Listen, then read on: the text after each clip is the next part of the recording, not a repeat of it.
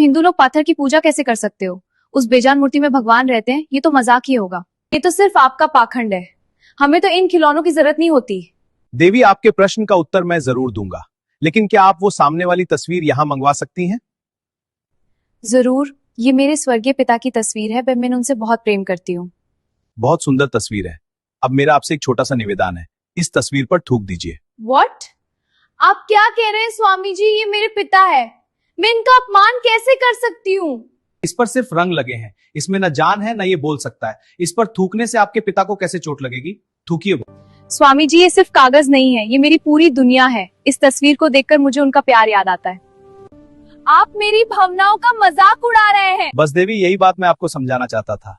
जैसे ये तस्वीर सिर्फ कागज है, पर आपके लिए आपके पिता हैं। इस तस्वीर को देखकर आपके मन में प्रेम आता है। बिल्कुल वैसे ही हम हिंदुओं के लिए मूर्ति सिर्फ पत्थर नहीं होती, वो हमारे ईश्वर का प्रतीक होती है। उस मूर्ति के माध्यम से हम उस परम शक्ति को महसूस करते हैं। ये अंधविश्वास नहीं, ये भावनाओं का विज्ञान है। लेकिन मेरे मन में एक और बड़ा सवाल है, अगर बुरा ना माने तो पूछूं? पूछिए देवी। पूरी दुनिया कहते हैं गॉड इज वन, हमारा भी एक ही गॉड है, लेकिन मैंने सुना है कि आप हिंदुओं के 33 करोड़ देवी देवता होते हैं। क्या आप लोग कंफ्यूज नहीं है? आखिर ईश्वर एक है या अनेक? सवाल बहुत पेचीदा है, एक ईश्वर या 33 करोड़ देवी देवता?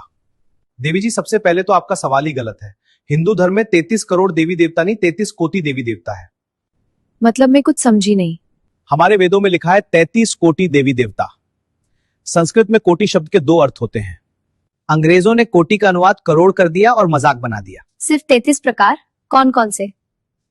सुन लीजिए ध्यान से। 12 आदित्य सूर्य के रूप, 8 वसु प्रकृति की शक्तियां, 11 रुद्र चेतन शक्ति के रूप और 2 अश्विनी कुमार, कुल मिलाकर टोटल 33। ये वो शक्तियां हैं जो दुनिया को चलाती हैं। बाकी सब इन्हीं के अलग अलग रूप हैं।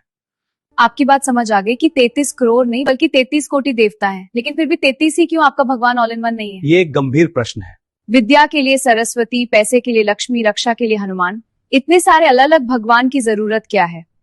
सीधा मुख्य भगवान से बात क्यों नहीं करते? जेनिफर, तुम्हारे देश को कौन चलाता है? हमारे प्राइम मिनिस्टर। तो क्या तुम्हारे प्राइम मिनिस्टर खुद जाकर सड़कों पर झाड़ू लगाते हैं? क्या वो खुद बैंक में बैठकर पैसे गिनते हैं? या खुद स्कूल जाकर बच्चों को ABCD पढ़ाते हैं? क्या इतने सारे काम अकेला प्राइम मिनिस्टर कर लेता है? नहीं, वो तो PM है। काम करने के लिए उनके पास अलग अलग मिनिस्टर्स होते हैं, जैसे education minister, finance minister, defence minister. बस यही लॉजिक है जेनिफर। हमारे परमात्मा एक ही है, वही इस सृष्टि के प्राइम मिनिस्टर है। लेकिन इतनी बड़ी सृष्टि को सिस्टमैटिक तरीके से चलाने के लिए उसने अलग अलग विभाग बांट रखे हैं। जैसे अगर तुम्हें नॉलेज चाहिए तो एजुकेशन मिनिस्टर के पास जाओ, यानी माँ सरस्वती।